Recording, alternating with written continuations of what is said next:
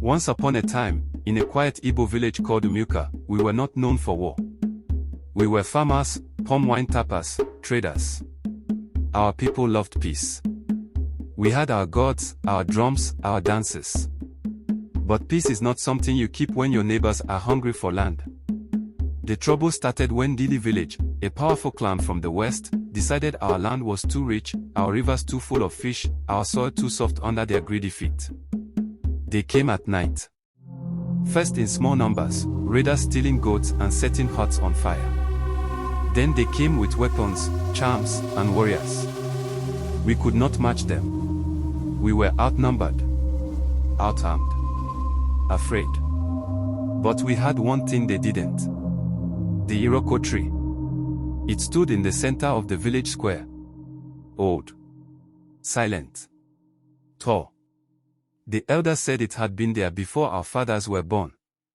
Nobody cut from it. Nobody touched it. Even the birds didn't build nests on its branches. My name is Obinna, son of Noji, and I was the first to hear it speak. The night before the Ndili army was to enter our village, I had a dream. But it didn't feel like a dream. It felt real. I was standing before the IROKO tree. The air was cold, and the sky was red like fire. The tree was moving, not swaying with wind, but breathing like a person. Then I heard the voice. You want to save your people? I was afraid, but I nodded. Then let me fight with you. I asked, how can a tree fight a war? It said, by remembering who I was before men forgot. I woke up sweating. I thought it was madness. But I told the elders. They were silent for a long time. Then the oldest one, Papa Oduka, spoke. He said, many years ago, that tree was not just a tree. It was a warrior spirit turned into wood to watch over our land. Maybe it's time it wakes up. So we made a shrine at the base of the tree. We offered yam, kola nut, goat's blood. We prayed. And the tree listened.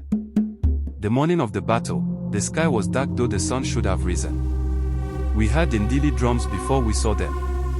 Hundreds of them, faces painted, charms hanging from their necks. We waited in silence. Then, as the first Ndili warrior stepped into our square, the IROKO tree moved. I swear on my life, I saw it. The roots broke the earth like fists. Its branches reached out like arms. It grew taller, thicker, louder. A sound came from it, not a voice, not a word, but a roar so strong it shook the bones of everyone who heard it. And then, the ground split. From the base of the IROKO, a wall of vines and roots exploded forward, pushing the Ndili back. Spears snapped. Drums dropped. Men screamed. Some were dragged underground. Some ran into the bush and never returned. We didn't raise a single sword. The tree fought for us. When the dust settled, only the IROKO stood in the middle of our village, still as ever.